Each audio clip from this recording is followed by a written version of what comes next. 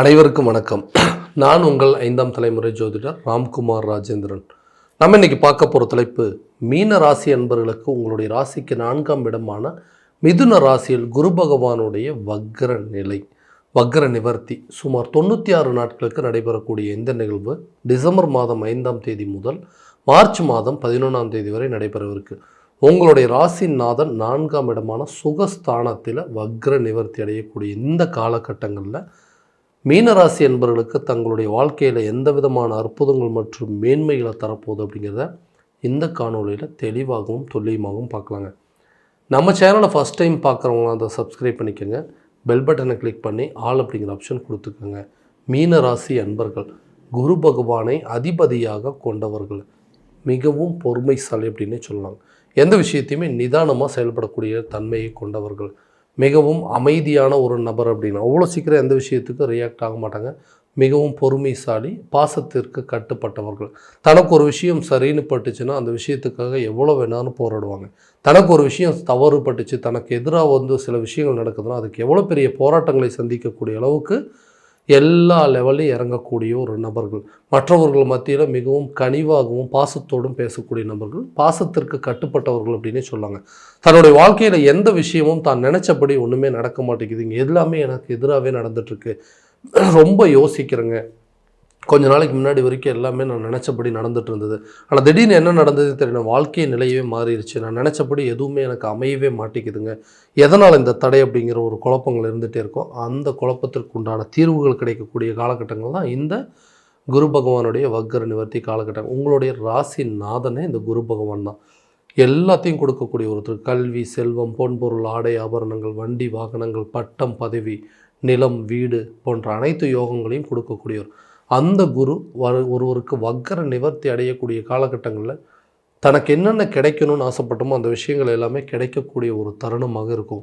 உதாரணமாக வேலை தேடிட்டு இருக்குங்க, ரொம்ப வருஷமாக வேலை தேடிகிட்டே இருக்கிறேன், ஏன்னா நல்ல வேலைக்கு போயிட்டு இருந்தாங்க, திடீர்னு இருக்கிற வேலையை இழக்கிற மாதிரி ஒரு சூழ்நிலை வந்துருச்சு, மறுபடியும் திரும்ப ஒரு வேலை கிடைக்குமான்னு சொல்லி நிறைய இன்டர்வியூஸ் அட்டன் பண்ணிகிட்டே இருக்காங்க, எனக்கு எதுவுமே ப்ராப்பராக கிடைக்கவே மாட்டேங்குது, எல்லாருமே கூப்பிட்றேன்னு சொல்கிறாங்க, ஆனால் எந்த ஒரு தகவலும் கிடைக்க மாட்டேங்குதுங்க, ஆல்ரெடி ஒர்க் பண்ணிகிட்டு இருக்கிற இடத்துல எனக்கு கிடைக்க வேண்டிய சில பொறுப்புகள் கிடைக்கல, எனக்கு கிடைக்க வேண்டிய ஒரு சம்பள உயர்வு கிடைக்கல, எனக்கு பின்னாடி இருந்தவங்களுக்கு கூட அந்த பொறுப்புகள் எல்லாமே கிடச்சிருச்சுங்க, என்னை விட திறமை குறைவாக இருக்கிறவங்க, அதாவது என்னை விட தகுதியே இல்லாதவனுக்கெல்லாம் இன்றைக்கி ப்ரமோஷன் கொடுத்து உட்கார வைக்கும்போது என்னுடைய நிலையை நினச்சி நான் மிகவும் வருத்தப்படக்கூடிய சூழல் அப்படிங்கிறது இருக்குது. இங்கே கஷ்டப்பட்டு வேலை பார்த்தது போதுங்க, கொஞ்ச நாளைக்கு வெளிநாட்டில் போய் ஒர்க் பண்ணணுன்னா, கொஞ்ச நாள் அங்கே கஷ்டப்பட்டோன்னா எல்லா பிரச்சனையும் தீந்துடும் அப்படின்னு நினைக்கக்கூடிய இந்த காலகட்டங்களில் கண்டிப்பாக புதிய வேலை வாய்ப்புகள் உங்களை தேடி வருங்க.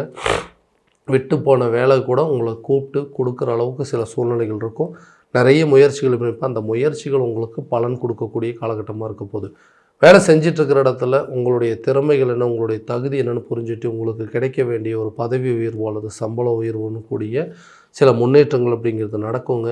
வெளிநாடு சார்ந்த சில முயற்சிகள் இந்த காலகட்டங்களில் நல்ல ஒரு பங்களிப்பு அப்படிங்கிறது கண்டிப்பாக கொடுக்குங்க. தொழில் ரீதியாக நிறைய மாற்றங்கள், தொழிலில் நிறைய ஐடியாஸ் வருங்க. அடுத்தது என்ன பண்ணலாம், அடுத்தது எந்த மாதிரி ஒரு மூவ்மெண்ட் பண்ணலாம், எக்ஸ்போர்ட் பண்ணலாமா இல்லை இம்போர்ட் பண்ணலாமா, இல்லை வெளியூர் வெளிநாடு சார்ந்த ஏற்றுமதிகள் பண்ணலாமா, இங்கே பிஸ்னஸ் பண்ணுறது போக வேறு ஏதாவது இம்போர்ட் பண்ணுறதுக்கு ஃபாரின்ட்டு போயிட்டு சில முயற்சிகள் பண்ணலாம் அப்படின்னு சொல்லி உங்களோட பிஸ்னஸில் நிறைய சேஞ்சஸ் அப்படிங்கிறது கொண்டு வருவீங்க. இது வரைக்கும் இருந்தும் அந்த லாஸஸ் அப்படிங்கிறத கரெக்டாக சரி பண்ணி ப்ராஃபிட்டை கொண்டு வரதுக்கான வாய்ப்புகள் இருக்குங்க. நிறைய ஒப்பந்தங்கள் உங்களை தேடி வருங்க. அடுத்தவங்களுக்கு உதவி செய்யக்கூடிய தன்மை அப்படிங்கிறது, உங்கள் கூட இருக்கக்கூடிய பார்ட்னர்ஸுக்கு தேவையான எல்லா விஷயங்களையும் செஞ்சு கொடுத்து அந்த பழைய பார்ட்னர்ஸை விலக்கிட்டு புதிய பார்ட்னர்ஸை சேர்த்துறதுக்கான வாய்ப்புகள் அப்படிங்கிறது கண்டிப்பாக உருவாகும். ஸோ பிஸ்னஸில் நீங்கள் மறுபடியும் ரீஸ்டார்ட் பண்ணுறதுக்கான ஒரு யோகங்கள், அந்த பிஸ்னஸை நல்ல லெவலுக்கு கொண்டு போகிறதுக்கான சூழல் அப்படிங்கிறதும், தகுதியையும் திறமையும் பொறுமை எல்லாத்தையுமே வளர்த்து கொள்ளக்கூடிய ஒரு காலகட்டமாக இருக்க போதுங்க. திருமணம் ஆகாத நபர்களுக்கு திருமணம் சார்ந்த சில யோகங்கள், அந்த திருமண தடைகள் அப்படிங்கிறது அகலுங்க. ரொம்ப நாளாக டிலே ஆகிட்டு இருந்தவங்களுக்கு கூடிய விரைவில் மேரேஜ் சம்மந்தப்பட்ட சில அமைப்புகள் அப்படிங்கிறது கட்டாயமாக இருக்க போது. இதனால் இருந்த தடைகள், இதனால் மற்றவங்க மத்தியில் இருந்து வந்த அவப்பெயர்கள் அப்படிங்கிறது விலகி கூடிய சீக்கிரத்தில் உங்களுக்கு திருமணம் அப்படிங்கிற ஒரு யோகம் இருக்கும்.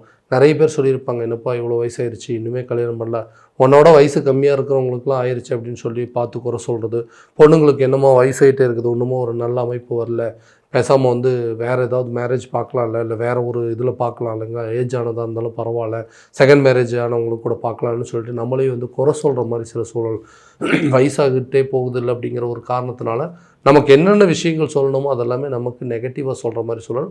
அந்த நிலைகள் மாறும். கூடிய விரைவில் நீங்கள் எதிர்பார்த்த ஒரு மன வாழ்க்கை அப்படிங்கிறது அமையும். குடும்ப அமைப்பில் தேவையில்லாத சில குழப்பங்கள் அப்படிங்கிறது இருந்திருக்கும். தான் சும்மா இருந்தாலும் தன்னை சுற்றி இருக்கக்கூடிய நபர்கள் தேவையில்லாத சில குழப்பங்கள், மூன்றாம் நபர்களுடைய தலையீடுகள், தாயார் மூலமாக, மாமனார் மாமியார் மூலமாக ஏதாவது ஒரு விஷயத்தில் குழப்பங்கள் வந்து இன்றைக்கி கணவன் மனைவிக்குள்ளே இருக்கக்கூடிய ஒற்றுமைகள் அப்படிங்கிறது குறைஞ்சிருச்சிங்க. தேவையில்லாத நபர்களுடைய பேச்சுக்கள் கேட்டு தங்களுடைய வாழ்க்கையில் இருக்கக்கூடிய சந்தோஷத்தை குறைச்சி ஒரே வீட்டில் இருந்துட்டு இன்றைக்கி ஒருத்தருக்கு ஒருத்தர் பேசிக்காத நிலையும், ஒரே வீட்டிலேருந்து ஒருத்தருக்கு ஒருத்தர் தனித்தனியாக வாழக்கூடிய சூழல் அப்படிங்கிறதும், பிரிந்து வாழக்கூடிய நிலை, சில பேர் டிவோர்ஸ் வரைக்கும் போகக்கூடிய அளவுக்கு சூழ்நிலையில் வந்திருக்கு. அந்த சூழ்நிலை சுச்சுவேஷனுங்கிறது மாறும். கணவன் மனைவிக்குள்ளே நல்ல ஒற்றுமை, நல்ல அண்டர்ஸ்டாண்டிங் இருக்கும். கண்டிப்பாக எந்த பிரச்சனையாக இருந்தாலும் பேசி தீர்த்து கொள்ளக்கூடிய அளவுக்கு சில வாய்ப்புகள் அப்படிங்கிறது உருவாகும். யாருக்குமே கெடுதல் பண்ணதில்லை, எனக்கு மட்டும் ஏன் இப்படி நடக்குது, எனக்கு எதிர்பார்த்த வாழ்க்கை சரியான விதத்தில் அமையலைங்க, நானாக ஒரு வாழ்க்கையை விரும்பி தேடி போனேன், அந்த வாழ்க்கையை இன்றைக்கி சரியான விதத்தில் அமையலை, என்னை தேடி வந்த வாழ்க்கையை இன்றைக்கி நான் விருப்பப்பட்ட மாதிரி நான் நினச்ச மாதிரி இல்லை, நிறைய பிரச்சனைகள், தேவையில்லாத சந்தேகங்கள், நிறைய குழப்பங்கள், ஏன்னா இந்த லைஃபுக்குள்ளே என்ட்ரி ஆகணுங்கிற அளவுக்கு சில சூழ்நிலைகள் உருவாயிருச்சு. அந்த பிரச்சனை எப்போ தான் தீரும்னு கேட்டிங்கன்னா கட்டாயமாக தீருங்க. சுகஸ்தானத்தில் இந்த மாதிரி ஒரு நிகழ்வுகள் நடக்கும்போது அந்த அண்டர்ஸ்டாண்டிங் அப்படிங்கிறது கூடுங்க. இந்த பிரச்சனை யாருக்கிட்ட இருக்குது அப்படிங்கிறத பேசி தெரிஞ்சுட்டு தான் நெருங்கி போன நபர்களும் சரி, தான் தேடி போன நபர்களும் சரி, தன்னை தேடி வந்த நபர்கள் கூட வாழக்கூடிய வாழ்க்கை கண்டிப்பாக ஒரு நல்ல வாழ்க்கையாக இருக்குங்க. காதலர்கள் மத்தியில் இருந்த அந்த பிரிவினைகள் அப்படிங்கிறது நீங்கும். காரணமே இல்லாமல் என்னை விட்டு பிரிஞ்சு போயிட்டாங்க, எந்த தவறுமே செய்யலை, இன்றைக்கி செய்யாத தவறுக்கு நான் தண்டனை அனுபவிச்சுட்ருக்கேன், இவ்வளோ காரணங்கள், இவ்வளோ சூழ்நிலைகள், இதுக்கெல்லாம் வந்து காரணமே நான் இல்லைங்க, சின்ன ஒரு பிரச்சனையை ஊதி ஊதி பெருசாக்கி நீங்கள் எங்களுக்குள்ளே பிரிவினை ஏற்படுத்திட்டாங்கன்னு சொல்லக்கூடிய நிகழ்வுகள் கூட இந்த காலத்தில் மாறுங்க. கண்டிப்பாக உங்களை விட்டுட்டு போனவங்க உங்களை தேடி வருவாங்க. காதலர்கள் மத்தியில் இருக்கிற பிரச்சனைகள் தீர்ந்து திருமண லெவலுக்கு கொண்டு போகிறதுக்கான சூழல் ஏற்படும். ரொம்ப நாளாக குழந்தை பாக்கியம் இல்லாத நபர்களுக்கு இது ஒரு பாக்கியம்ங்க, இது ஒரு அதிர்ஷ்டம் அப்படின்னு சொல்லுவாங்க. நிறைய ட்ரீட்மெண்ட் பண்ணிட்டோங்க, நிறைய ஹாஸ்பிட்டல் போய் பார்த்துட்டோம், நிறைய கோயிலுக்கு போயிட்டு வந்துட்டுங்க, நிறைய வாட்டி இந்த மிஸ்கேரேஜ் ஆயிடுச்சுங்க, கருக்கலைப்பு அப்படிங்கிறது ஏற்பட்டுச்சு, எங்களுக்கு அடுத்த வாரிசு இருக்குமா இல்லை முதல் வாரிசு எங்களுக்கு உருவாகுமான்னு எதிர்பார்க்குறவங்களுக்கு கட்டாயமாக இந்த காலகட்டங்களில் அதற்குண்டான நல்ல பலன்கள், நல்ல வாய்ப்புகள் அப்படிங்கிறது உருவாகும். மருத்துவம் சார்ந்த முயற்சிகள் கூட நல்ல பங்களிப்பு கொடுக்குங்க. ஆரோக்கியத்தில் இருந்த அந்த பாதிப்புகள் படிப்படியாக விலகும். ஆரோக்கியத்தில் நல்ல முன்னேற்றம் இருக்க போதுங்க. நீண்ட நாட்களாக இருந்த அந்த தொந்தரவுகள் கூட உங்களை விட்டு விலகக்கூடிய தருணமாக இருக்க போது. ஹெல்த் சம்மந்தப்பட்ட பிரச்சனைகள் கண்டிப்பாக நல்ல ஒரு இம்ப்ரூவ்மெண்ட் அப்படிங்கிறது இருக்கும்.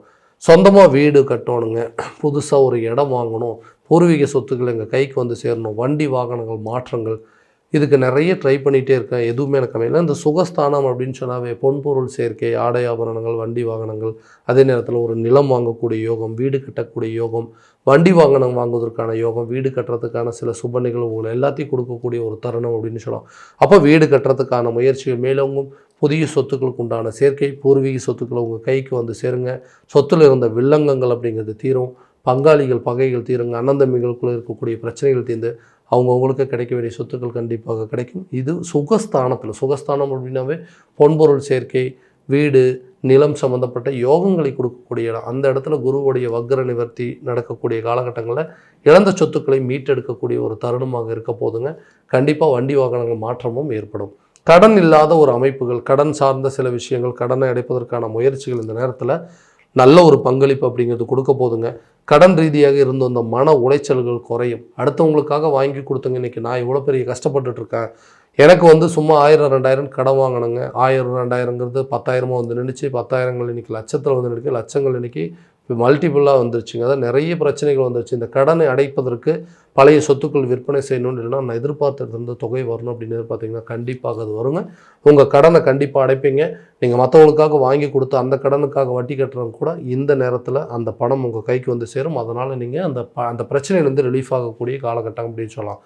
கல்வி ரீதியாக இருந்தும் அந்த மந்த நிலைகள் அகலும், ஞாபக மறதிகள் குறையுங்க. கல்வி ரீதியாக சில டிரான்ஸ்ஃபர், அதாவது வெளியூர் வெளிநாடு சார்ந்த விஷயங்கள், ஒரு காலேஜிலேருந்து இன்னொரு காலேஜுக்கு மாறக்கூடியது, கல்வியில் சில விரைய செலவுகள் அப்படிங்கிறது வரும். அதுவும் வந்து ஒரு சுப காரியங்களுக்கு உண்டான செலவுகளாக மாறுங்க. ஸோ கல்வி ரீதியாக எடுக்கக்கூடிய முயற்சிகள் நல்லபடியாக இருக்கும். அரசு சார்ந்த துறைகளில் எக்ஸாம் எழுதிட்டு ஒரு எக்ஸாமுக்கு வெயிட் பண்ணிட்டு இருக்கிறவங்க, அதே போல் வெளிநாடு மற்றும் வெளியூர் சார்ந்த முயற்சிகள் ஈடுபடுறவங்களுக்கு இது ஒரு பொன்னான காலகட்டங்கள். ஸோ கவர்மெண்ட் எக்ஸாமுக்கு நல்ல ரிசல்ட் அப்படிங்கிறது கிடைக்கும். ஃபாரின் போகிறதுக்கான முயற்சிகள் கூட நல்ல பங்களிப்பு அப்படிங்கிறது கொடுக்குங்க. ஸோ இது வரைக்கும் பார்த்ததெல்லாம் கோச்சார பலன்கள் மட்டும்தான். இந்த பலன்கள் அனைத்து உங்களுக்கு நடக்குமானா உங்கள் சுய ஜாதகத்தை முழுமையாக தெரிஞ்சுக்கோங்க. அதில் உண்டான கிரகங்கள் எப்படி இருக்குது, திசாபுத்தியில் எப்படின்னு தெரிஞ்சுட்டு அதுக்கு உண்டானபடி முயற்சி எடுக்கும்போது வாழ்க்கையில் எல்லா விதமான வெற்றிகள் அப்படிங்கிறது உங்களை தேடி வருங்க. உங்கள் ஜாதகத்தை எங்கிட்ட பார்க்கணும்னு விருப்பப்பட்டீங்கன்னா கீழே தெரியிற நம்பருக்கு காண்டாக்ட் பண்ணி அப்பாயின்மெண்ட் ஃபிக்ஸ் பண்ணிக்கோங்க. அப்படி இல்லையா உங்களோட ஜாதகத்தை வாட்ஸ்அப் மூலமாக அனுப்பிச்சிச்சிங்க அப்படின்னா தெளிவான முறையில் கணிச்சு துல்லியமான பலன்கள் அப்படிங்கிறது உங்களுக்கு தெரியப்படுத்தப்படுங்க. மீண்டும் அடுத்த காணொளியில் உங்களை சந்திக்கும் வரை உங்களிடமிருந்து விடைபெறுவது உங்கள் ராம்குமார் ராஜேந்திரன். நன்றி.